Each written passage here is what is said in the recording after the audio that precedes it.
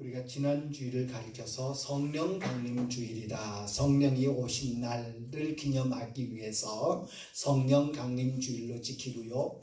그리고 이제 성령 강림 첫째 주일, 성령 강림 둘째 주일 하면서 이 성령 강림에 대해서 깊이 묵상하는 그런 기회로 삼습니다. 그런데 우리가 착각하지 않아야 될 것은 성령 강림 주일 때 성령이 오셨다고 해서 그때 성령이 생겨났구나, 그때야말로 성령이 존재하게 되었구나 라는 그런 생각을 하면 안 된다라는 것입니다. 우리가 성경에서 성령이라는 표현을 하나님의 영, 주의 영, 성령 등으로 묘사하는데 하나님의 영, 성령, 또 그 주의 영, 이런 표현들이 참 많이 나오는 것을 볼 수 있습니다.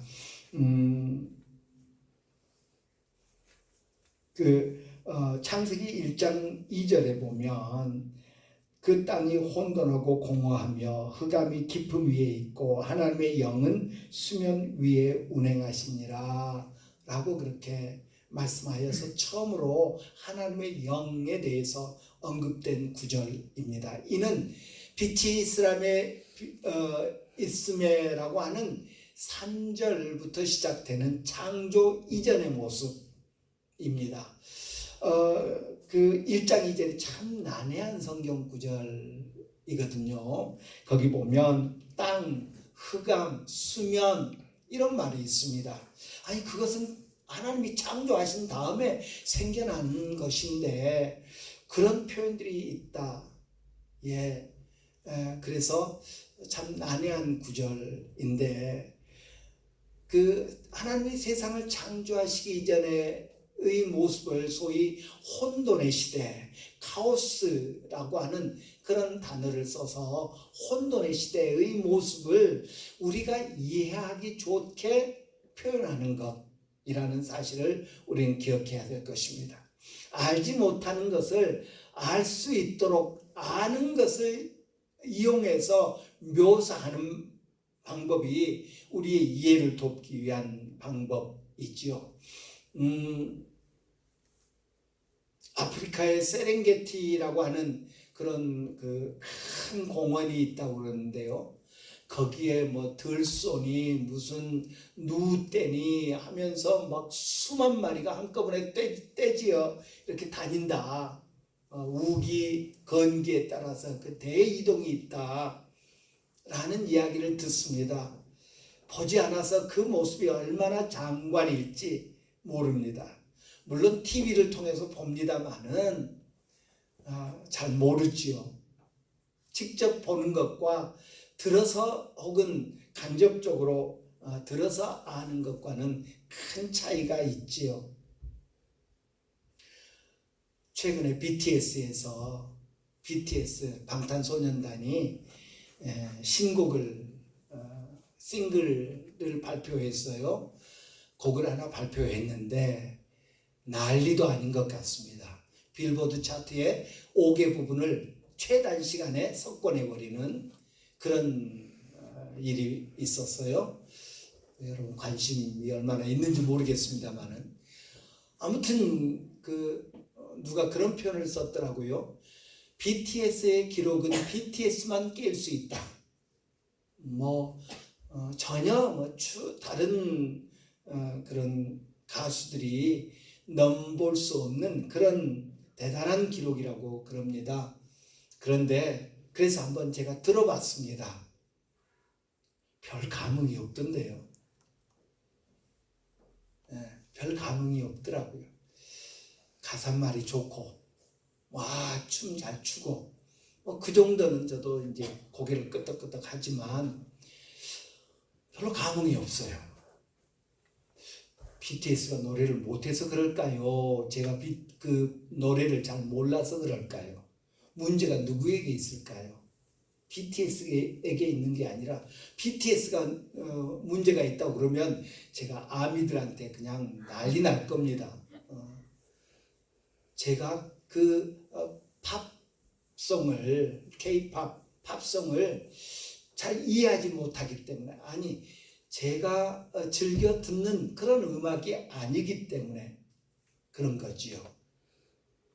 문제가 BTS에게 있는 게 아니라 제가 몰라서 그렇다는 것입니다. 제가 저희 장모님 김혜자 권사님 댁에 이렇게 갔더니 무슨 이야기 끝에 요즘 누구 좋아한다고 하면서 막 트로트 가수에 대해서 이야기하는데 저보다 훨씬 더 많이 아시더라고요. 저는 거의 모르거든요. 왜? 제가 트로트 노래를 별로 안 듣기 때문에. 어렸을 때부터 제가 좋아하는 음악 장르가 있어가지고 기회되면 늘 그런 음악을 듣기 때문에 다른 것들에 대해서는 팝송도 그렇고 트로트도 그렇고 듣지 않죠. 그래서 모르죠. 가수도 모르고 노래도 모르고 TV에서 이따금 나오면 저는 채널을 이렇게 샥 돌려버리는 그런 경향이 있어서. 근데 뭐가 문제입니까? 그분들이 노래를 못했어요. 저도 옛날에 우리 구역장 훈련을 구역장 이렇게 나들이를 다녀올 때면 옛날에 가는 길 오는 길 특별히 이제 갔다 돌아오는 길에서 그 차 안에서 노래들 많이 좋아하셨어요. 그러면서 꼭 저는 좀 가만 놔두지 저한테도 목사님이 한 곡 해야 우리도 마음껏 부른다고. 그래서 저는 아는 게 없어요. 그래서 그런데 거기서 가곡을 부르겠습니까? 완전히 분위기 깨죠. 그래서 제가 유일하게 그래도 좀 가사 좀 기억하는 곡 이미자의 총각 선생님을 부르곤 했습니다마는 몰라요. 거의 몰라요. 트로트가 문제입니까? 제가 문제입니까? 제가 문제인 거죠. 오늘 우리는 성령에 대해서 생각하면서 특별히 삼위일체 주일에 성부, 성자, 성령 삼위일체에 대해서 간략하게 살펴보려고 합니다. 이를 다 안다는 것은 불가능합니다. 그 세상에 그 누구도 삼위일체에 대해서 명확하게 설명할 수 있는 사람 없습니다. 왜냐하면 이 세상에는 삼위일체가 없기 때문입니다. 혹자는 여러 가지 모양으로 설명을 합니다.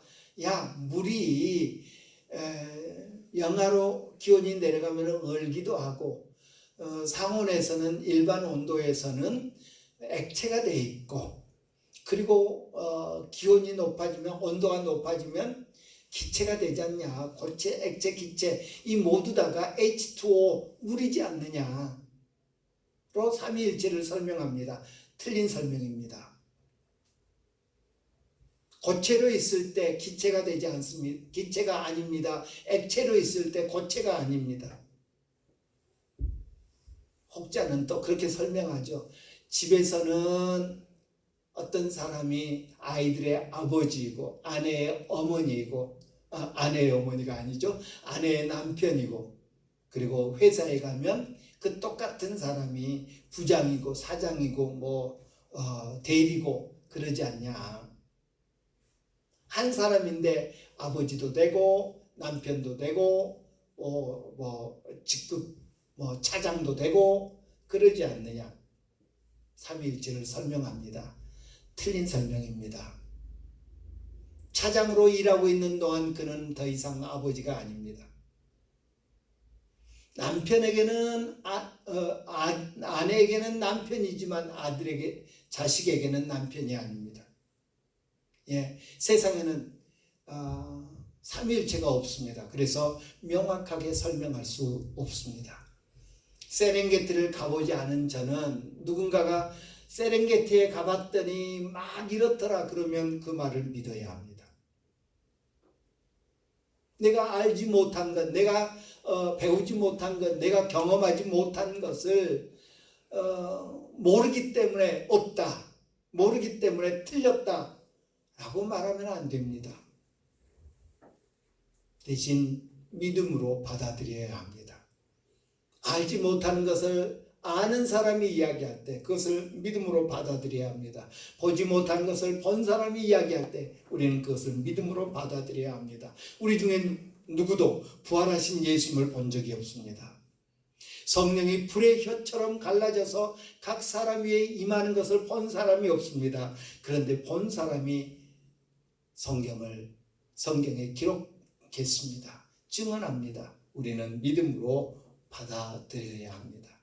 어떻게 불의 혀처럼 가시적으로 성령께서 각 사람 위에 임하지? 어떻게 예수님이 무리를 걸으셨지? 어떻게? 그것을 목격한 사람들이 증언합니다.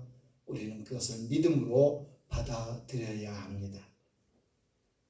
바울 사도는 그래서 고린도 교회에 편지하면서 우리가 지금은 거울로 보는 것 같이 희미하나 그때에는 얼굴과 얼굴을 대하여 볼 것이요 지금은 내가 부분적으로 아나 그때에는 주께서 나를 아신 것 같이 내가 온전히 알리라. 아이들이 집에서 공부하다가 공부 열심히 하는 친구들이 집에서 공부하다가 뭔가 모르는 게 있습니다. 그럼 어떡합니까? 그 다음날 학교 가서 선생님에게 물어봅니다. 아주 공부 열심히 하는 애죠. 착한 애죠. 범생이죠. 오늘 우리도 하나님의 말씀을 읽으면서 때로는 이해되지 않은 부분이 있습니다. 하나님께서 말씀하셨음에도 불구하고 하나님께서 증인들을 통해서 우리에게 말씀하셨음에도 불구하고 이해되지 않는 부분이 있습니다. 믿음으로 받아들이지만 때로는 의심이 일어나는 부분들이 있습니다. 어떻게 하면 된다고요? 그때 주님 앞에 섰을 때에는 물어보지 않아도 그런 소리가 나오겠죠. 또 모르면 물어보고요. 성경은 삼위일체 하나님의 기록입니다. 성경이 시작할 때부터 성경이 끝날 때까지 성경의 하나님은 삼위일체 하나님이시라는 사실을 우리는 늘 기억하여야 할 것입니다. 혹자는 말합니다. 구약은 성부 하나님 시대, 신약은 성자 예수님 시대, 그리고 지금은 성령 하나님 시대라고 말합니다. 이단입니다. 틀린 말입니다. 완벽하게 틀린 말입니다.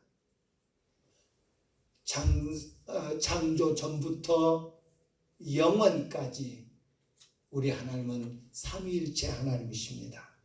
영원 전부터 성자도 성령도 계셨고 영원까지 성자도 성령도 계실 것입니다. 그래서 우리 인간을 만드실 때 하나님께서는 우리의 형상을 따라 우리의 모양대로 우리가 사람을 만들고 창세기 1장 26절에 그렇게 말합니다. 우리의 형상을 따라 우리의 모양대로 우리가 사람을 만들자. 우리라는 말을 그 한 절에서 사람을 만들자라고 하는 그 한 절에서 3번이나 사용하고 있는 것을 봅니다. 하나님은 항상 이처럼 복수로 쓰여지고 있음을 봅니다. 우리는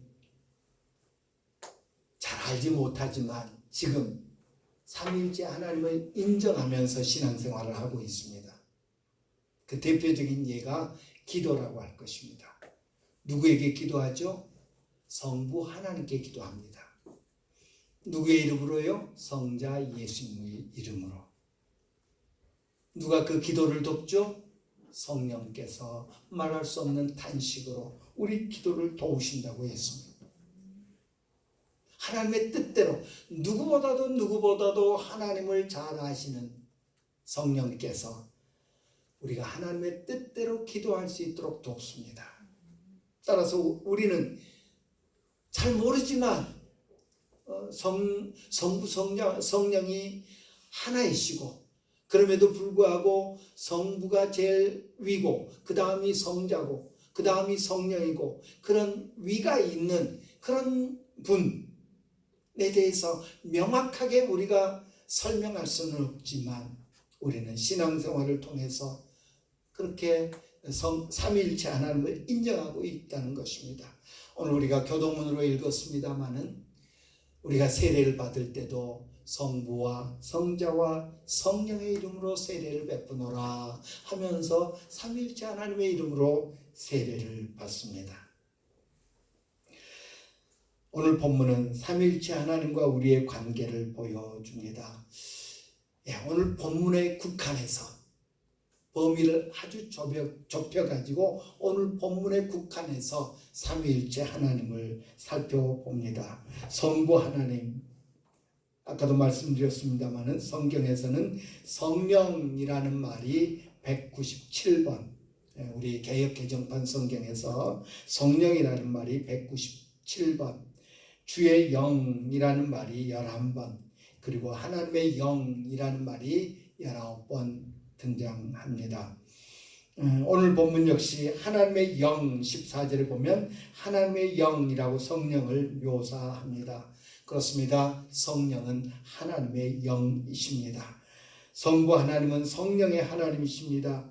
그래서 하나님의 백성들을 위해서 하나님께서 성령을 보내주셨습니다. 예수는 그것을 인정하면서 말씀하시죠. 내가 아버지께 구하겠으니 그가 또 다른 보혜사를 너희에게 주사 영원토록 너희와 함께 있게 할 것이다. 요한복음 14장 16절에서 말씀하고 있는 것을 봅니다. 예수님은 아버지께 성령을 저 사람들한테 보내주십시오라고 구하겠다고 말씀하십니다. 그러면 예수님이 보혜사 즉 성령을 보내셔서 우리와 영원히 있게 해 주실 것이라고 말씀하고 있는 것을 봅니다. 그 모든 주도권을 아버지 하나님, 성부 하나님이 쥐고 계시는 그런 분이시다라는 것입니다. 성부 하나님은 성자 예수님의 아버지 되십니다. 예수님은 내 아버지라는 표현을 아주 즐겨 사용합니다. 요한복음에 보면 아주 이 표현이 많이 나오고 있는데 예수님께서 성전 청결을 하시면서 내 아버지의 집으로 장사하는 집을 만들지 말라 라고 말씀하기도 하셨고요. 내 아버지께서 이제까지 일하시니 나도 일한다고도 하셨고요. 나는 내 아버지의 이름으로 왔다고 하셨습니다. 내 아버지의 뜻은 아들을 보고 믿는 자마다 영생을 얻는 것이라고 하셨습니다. 나는 내 아버지께서 본 것을 말하고 라고 하셨습니다. 나는 포도나무요 내 아버지는 그 농부라고도 말씀하셨습니다. 이 외에도 제가 다 하려면 시간이 없어서 말씀을 드리지 못합니다. 요한복음에만 아버지라는 표현이 94번 나옵니다.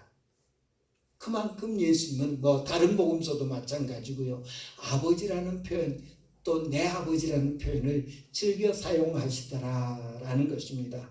예수님은 기꺼이 자신을 하나님의 성부 하나님의 아들 성자 하나님 되심을 기꺼이 밝히고 사용하고 있는 것을 봅니다. 또 오늘 본문에 보면 하나님은 예수님의 아버지이실 뿐만 아니라 우리의 아버지이시라고 말씀합니다. 요한복음 1장 12절을 보면 영접하는 자 곧 그의 이름을 믿는 자들에게는 하나님의 자녀가 되는 권세를 주셨다. 우리 예수님은 우리의 아버지도 되신다 라고 말씀하고 있습니다. 오늘 본문은 우리를 하나님께서 성령을 통해서 하나님의 영으로 인도함을 받는 사람은 곧 하나님의 아들이다. 성령으로 이끌림 받는 사람은 하나님의 아들이다 14절에 밝히고 있는 것을 봅니다. 하나님의 양자로 입양됐다, 받아들여졌다 라고 말씀하고 있는 것입니다. 그래서 하나님을 우리의 아빠라고 부를 수 있게 해 주셨습니다. 이 아빠, 옛날 성경에는 아바지요. 그 헬라어를 그대로 헬라어 히브리어도 아바인데요. 히브리어를 헬라어로 바꾸었고 그것을 개역 한글에서는 그냥 아바라고 불렀는데 이제 다시 번역하면서 아빠라고 우리말로 바꾸었습니다. 성경에는 신약 성경에는 이 아바라고 하는 단어가 딱 3번 나옵니다. 아주 흥미롭습니다. 오늘 본문에서 우리가 하나님을 아바, 아빠라고 부를 수 있게 되었다라고 말합니다. 또 한 번은 예수님께서 겟세마네에서 하나님께 기도하시면서 아바 아버지여 아버지께는 모든 것이 가능하오니 이 잔을 내게서 옮기시옵소서. 그러나 나의 원대로 마옵시고 아버지의 원대로 하옵소서. 예수님이 하나님을 부르면서 아바 아버지여 라고 기도하며 부르는 그런 모습을 봅니다. 그런가 하면 바울 사도는 갈라디아서 4장에서 성령이 우리가 성령을 통해서 하나님께 부르짖는 그런 모습을 묘사하면서 너희가 아들임으로 하나님이 그 아들의 영을 우리 마음 가운데 보내사 아빠 아버지라 부르게 하셨느니라. 성령이 우리가 기도할 때 성령을 통해서 하나님께 아바 아버지라고 부를 수 있게 되었다라고 말씀하고 있는 것을 봅니다. 아들 예수님이 하나님을 부를 때 아바, 성령께서 하나님께 아바, 그리고 우리가 하나님께 아바라고 부르게 되는 그런 구조를 말씀하고 있는 것을 볼 수 있습니다. 예수님이 성령님이 그리고 하나님의 아들로 입양된 우리가 하나님을 부르는 호칭이 아바이더라라는 것입니다. 우리를 얼마나 높이신가? 하나님께서 우리를 얼마나 높이신가? 하나님은 어떤 분이시냐? 예수님의 아버지시다. 성령을 보내시는 그런 주권자이시다. 뿐만 아니라 우리를 입양하셔서 우리로 하나님을 아바, 아빠라고 부를 수 있게 만들어 주신 분이시다. 오늘 본문은 그렇게 말씀하고 있는 것을 봅니다.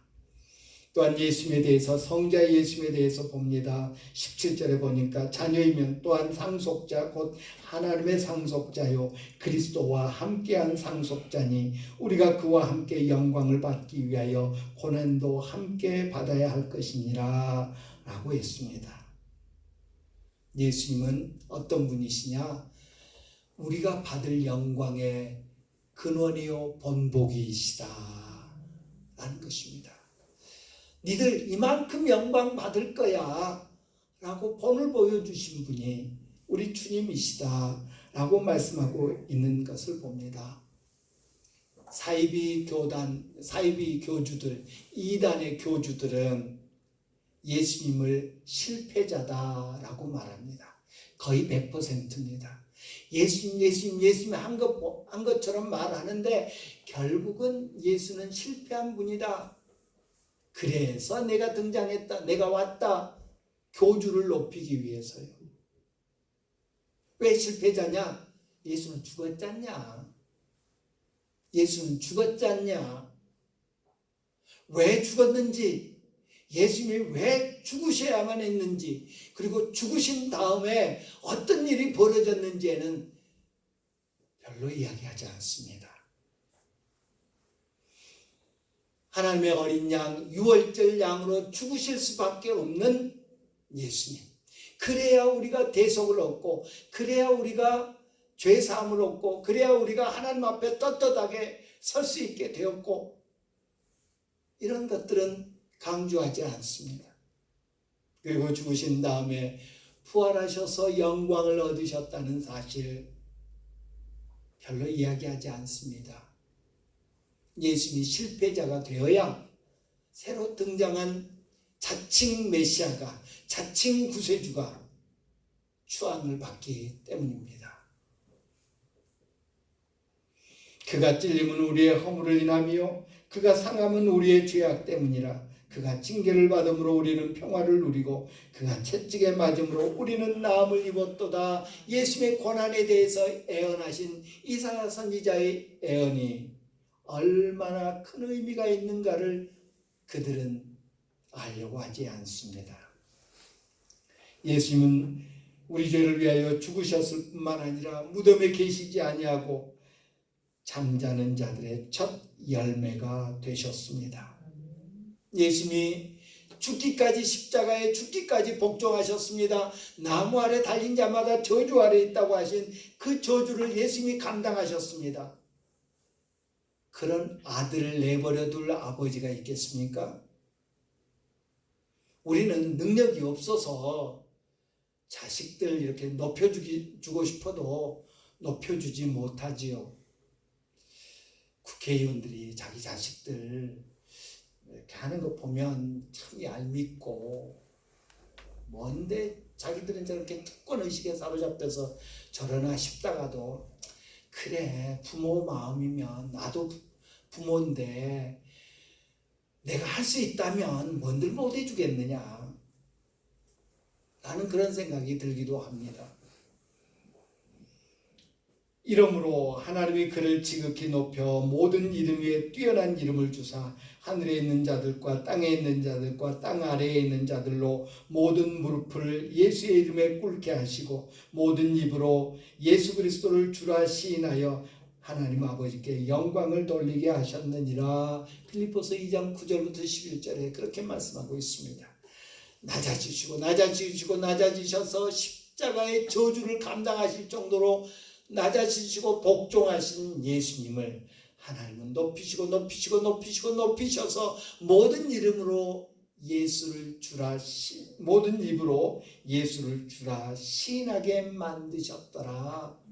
이게 하나님 예수님이 받으신 영광입니다. 그런데 오늘 본문은 예수님이 받으신 그 영광에 우리도 참여하게 해주신답니다. 뭘 더 바라겠습니까? 이 땅에서 때로는 실수하고 실패하고, 이 땅에서 때로는 손가락질 당하고, 이 땅에서 때로는 멸시와 능욕을 당하고 핍박을 받는다고 해도 예수님이 받으신 그 영광에 우리도 참여하게 해주신다는데, 우리는 정말 행운아라고 말할 수 있겠죠.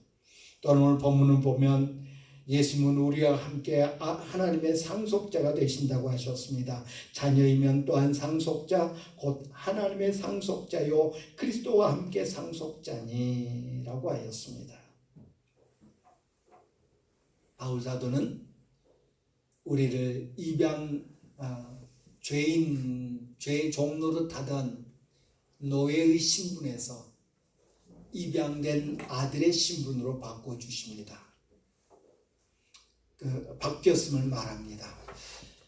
입양된 아들의 신분에서 상속자의 신분으로 바꿔주십니다. 바뀌었음을 말합니다. 바울 사도가 바꾼 건 아니죠.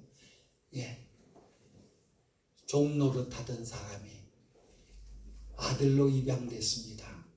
그것도 감지덕지인데 아들 중에서도 상속자. 무슨 소리입니까? 아들이면 당연히 상속자지. 아니지요. 더더욱 구약시대는 아니었습니다. 큰아들이 상속자입니다. 큰아들이 상속자입니다. 그래서 대표적인 예로 상속받으려고 사기친 사람 야곱 있지 않습니까? 상속받으려고 사기친 사람. 어디 그뿐입니까? 예수님께서 비유로 말씀하신 탕자의회에서 맏아들 보십시오. 동생이 죽은 줄 알았던 동생이 집 나가서 어찌 된지를 모르는 동생, 물론 자기 목 받아가지고 갔으니까 뭐 죽든지 사든지 나 몰라. 형제가 그러면 안 되지요. 아무튼 둘째 아들이 거지가 돼갖고 돌아왔습니다. 아버지가 옷을 벗기고 목욕을 시키고 가락지를 끼우고 송아지를 잡고 잔치를 합니다. 들에 의해서 일하다가 돌아온 맏아들이 어떤 반응을 보입니까? 야, 둘째야. 야, 동생 아무개야. 너 그동안 어떻게 지냈어? 잘 왔다, 잘 왔다. 끌어안아줘야 맞을 것 같은데 안 그러죠. 오늘날 우리 세태의 모습을 그대로 보여줍니다. 여러분 재산이 있으시면요, 그 법무사 사무실 가셔서 정신 멀쩡할 때 유언장 써놓으세요. 그래야 분쟁이 좀 덜합니다. 재산이 있으시면.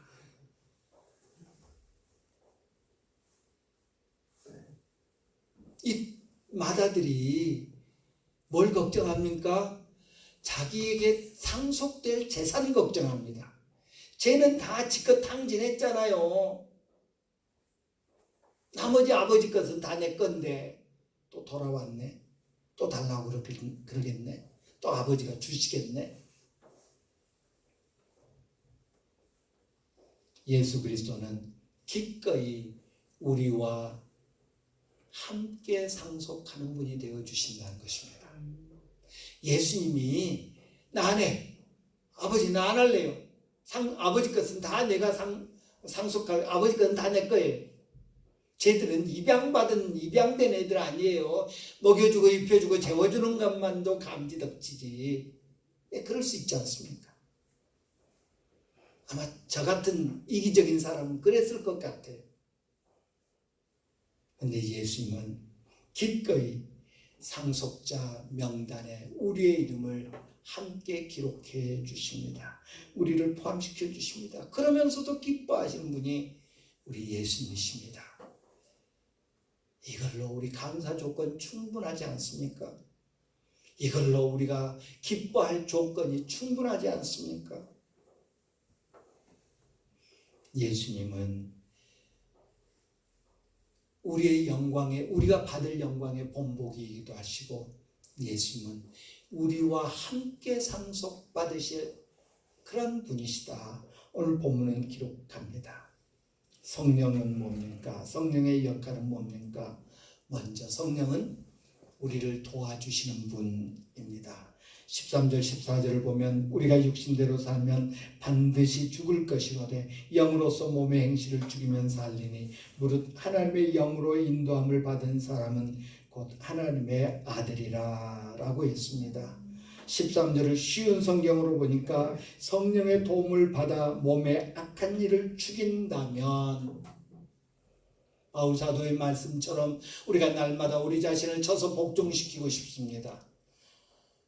육신의 정욕, 안목의 정욕, 이생의 자랑으로부터 우리가 자유하고 싶습니다. 그런데 늘 끌려다닙니다. 육신의 정욕에 끌려다닙니다. 안목의 정욕, 이생의 자랑에 끌려다닙니다. 그런 삶을 벗어나고 싶습니다. 그런데 우리가 늘 주님 앞에 나와 기도할 때마다 또 졌네요 라는 그런 고백을 하게 됩니다. 어떨 때 가능하다고요? 성령의 도움을 받으면 가능하다. 술 취하지 말라 이는 방탕한 것이니 오직 성령의 충만을 받으라. 성령 충만하면 우리는 우리 육신의 그 악을, 육신의 죄를 이길 수 있음을 성경은 우리에게 말씀해 줍니다. 성령은 우리로 죄에 대해서 이길 수 있도록, 죄를 대적할 수 있도록 돕는 능력이십니다. 성령의 능력 없이는 우리가 이 세상을 이길 수 없습니다. 우리를 도와주시는, 세상을 이기도록, 우리 자신을 이기도록 돕는 분이 성령님이십니다. 성령은 또한 우리로 하여금 담대한 믿음의 소유자가 되게 합니다. 성령은 우리로 하나님을 아빠라고 부르게 만드신다고 오늘 본문은 말씀하고 있습니다. 여러분, 자라서 언제까지 여러분의 부모님을 아빠라고 불러보셨습니까? 아버지를? 엄마는 이상하게 계속 엄마라고 부르는 경우들이 많은데, 아빠는 나이가 어느 정도 차면 아빠라고 잘 안 불러요. 아버지 해지죠. 변성기가 될 때쯤 되면 이제 아버지라고 부르게 되죠. 그런데요, 엄마도 그렇지만 엄마 아빠는 부모님이 가르쳐준 호칭입니다. 아빠라고 한번 불러봐. 엄마 아빠가 경쟁을 하죠. 이제 얘들이요, 뭐 조금 말을 배우기 시작할 것 같으면, 그럴 나이가 되면 엄마 아빠라고 불러보라고 경쟁을 하죠. 엄마는 야 엄마라고 불러봐, 아빠는 아빠라고 불러봐. 그리고 이제 거짓말을 하죠. 야 아빠라고 먼저 불렀다, 엄마라고 불렀다. 아바는 하나님이 가르쳐준 하나님의 호칭, 하나님이 그의 백성에게 야 이제는 아바라고 불러 라고 친근하게 부를 수 있도록 해주신 것이 아바라는 사실입니다. 아무나 아바라고 하지 않습니다. 하나님 편에서 친밀하도록 부르게 만들어주신 호칭이 아바인 것입니다. 그래서 오늘 본문은 성령이 하시는 주요한 일 중에 하나로 성령이 친히 우리 영으로 더불어 우리가 하나님의 자녀인 것을 증언하신다 라고 말씀하십니다. 이제 아바라고 불러도 돼.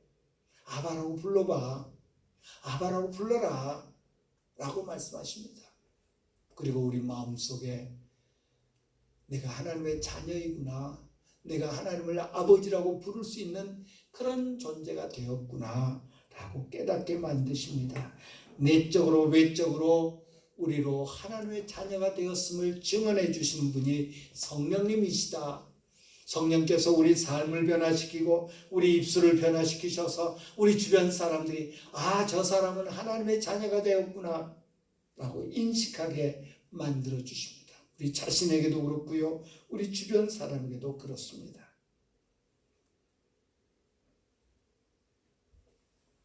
최근 우리 주변에서 자녀를 입양한 부모가 학대를 하는 일이 뉴스를 통해서 들려져서 우리의 마음을 아프게 합니다.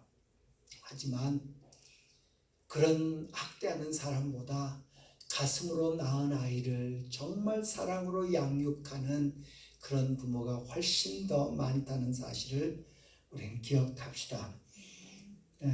국정 모니터링 지표에 의하면 2020년 입양 아동수는 국내 입양 260명, 해외 입양 232명으로 총 492명의 아이들이 새 부모를 찾아갔다고 합니다. 2019년엔 704명이었는데 이것도 그 코로나19의 영향을 받아서 704명에서 492명으로 500명 정도로 좀 줄어들었습니다.